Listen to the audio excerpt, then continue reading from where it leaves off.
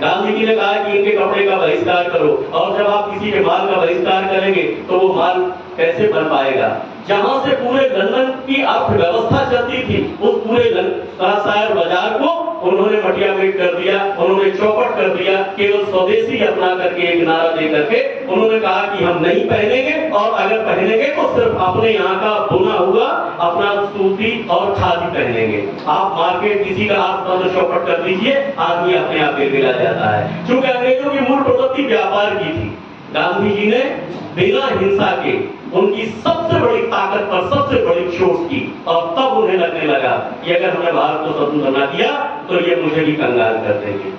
ये एक बहुत बड़ा कारण था। आप 2-4 समस्या लेकर के किसी क्रांति के लिए निकल जाइए, कितना क्षेत्र सुरक्षित आप करवा पाएंगे, कितने को आजाद करवा पाएंगे, लेकिन अगर विचार में किसी के क्रांति भर दी जाए, हम आपसे लड़ेंगे भी नहीं, लेकिन आपकी गलत मानेंगे भी नहीं, आप मुझे कितना मारेंगे ये हमें सिर्फ आपको देखना है, तो कितने समय तक सामने वाला टिक पाएगा।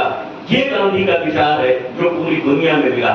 सत्य, अहिंसा, प्रेम, एक एक बिंदु पर ग्राम स्वराज से लेकर के पूरे लोकतंत्र के ढांचे बनाने तक एक एक विचार। और सबसे बड़ी बात कि महात्मा गांधी जिन बातों से अपने राजनीतिक दल से असहमत होते थे, उनका भी खुल करके विरोध करते थे। मेरा युवाओं से एक आग्रह है कि अगर गांधी शास्त्री की जयंती मना रहे हो तो गांधी जी की तरह विरोध प्रकट करना सीखो, और अगर चर्चा न हो लाल बहादुर शास्त्री जी की, तो निश्चित तौर पर यह कार्यक्रम अधूरा रहेगा।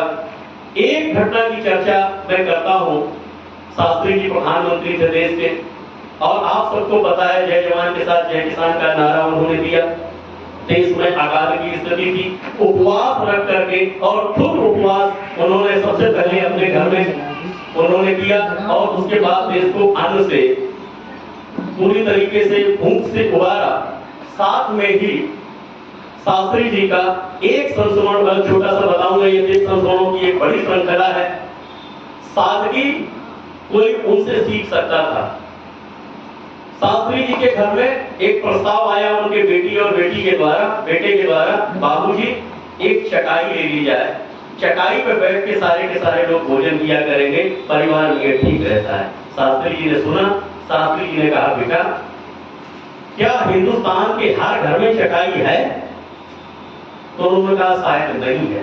तो उन्होंने कहा कि जिनके घर में नहीं है, अगर वो लोग बिना चटाई के गुजर कर सकते हैं तो क्यों ना हम भी बिना चटाई के गुजर करें। और ये उनकी सादगी रही। उनका बेटा उनसे बिना पूछे किसी व्यक्तिगत कार्यक्रम में प्रधानमंत्री को मिलने वाली कार का उपयोग किया, वहां तक गए। वापस आने पर शास्त्री जी को पता चला। उन्होंने बेटे को बुला करके कहा, दूसरा कोई पिता होता तो शायद डांटता कपड़ता। उन्होंने कहा, बेटा वहां गए थे? कहा वहां गए थे। काहे से गए थे? कहा आपकी बाबूजी कार लेकर के गए थे। कहा बेटा ये कार भारत के करदाताओं के पैसे से चलती है, और इसका प्रयोग आप व्यक्तिगत तौर पर अगर कर रहे हैं तो ये बात ठीक नहीं है। ड्राइवर को बुलाया, कार लॉगबुक मेंटेन करते हो? उसने कहा कि जी सर। कहा कितना पैसा खर्च हुआ होगा? उसने बताया 9.25 रुपए। उन्होंने कहा कि हमारे वेतन से इस 9.25 रुपए को काटा जाए। इससे परिवार को भी सीख मिली कि साधनों का अपव्यय नहीं किया जाना चाहिए। ये था। और उनकी इस आन का सबसे बड़ा मान रखा तो उनकी पत्नी ने रखा। आप सबको पता होगा उनकी फिएट कार पर कुछ लोन बाकी था, और शास्त्री जी के न रहने पर उनकी उस फिएट कार के लोन को सरकार ने कहा कि माफ कर देंगे।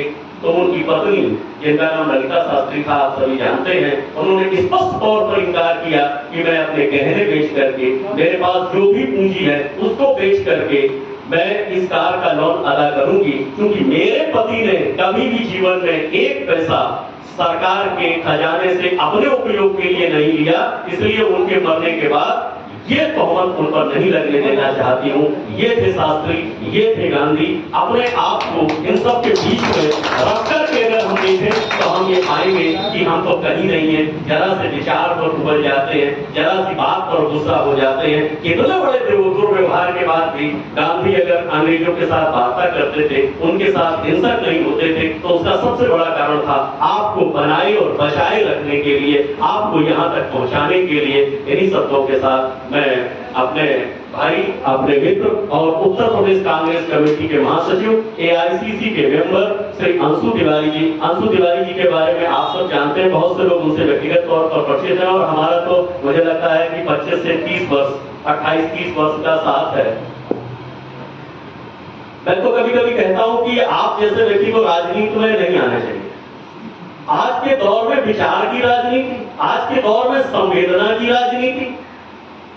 मैं जानता हूं व्यक्तिगत तौर पर बड़ी जिम्मेदारियां हैं, परिवार की, व्यापार की, समाज की, और एक बहुत बड़ा प्रोफाइल भी आपके साथ जुड़ा हुआ है क्योंकि आप तिवारी खानदान से हैं। इन सब के बाद भी अंशु तिवारी जी का अपने लोगों से जो जुड़ाव और सबसे बड़ी बात है उनकी सहजता और हम लोगों के साथ जो उनके भावनात्मक संवेदनात्मक रिश्ते हैं, निश्चित तौर पर मैं चाहूंगा कि श्री अंशु तिवारी जी को आप सुने।